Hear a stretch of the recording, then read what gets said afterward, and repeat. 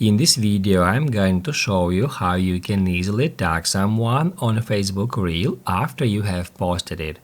Be sure to watch the video to the very end so you don't make any mistakes.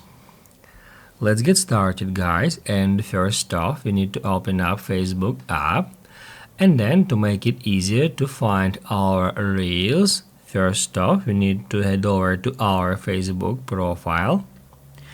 And then if I scroll down, that's where we can easily find all my Facebook posts. As you can see, I recently posted a short video, and now if we wanna tag some users on that video, all we have to do is just tap right here at these three dots and then select Edit Post.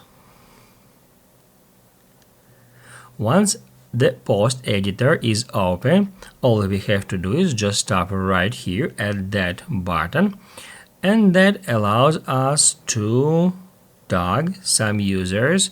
Also, if some user was already selected here, by tapping on that user we can untag them, and then once it is done and you are going to save the changes, just hit add done and then hit save.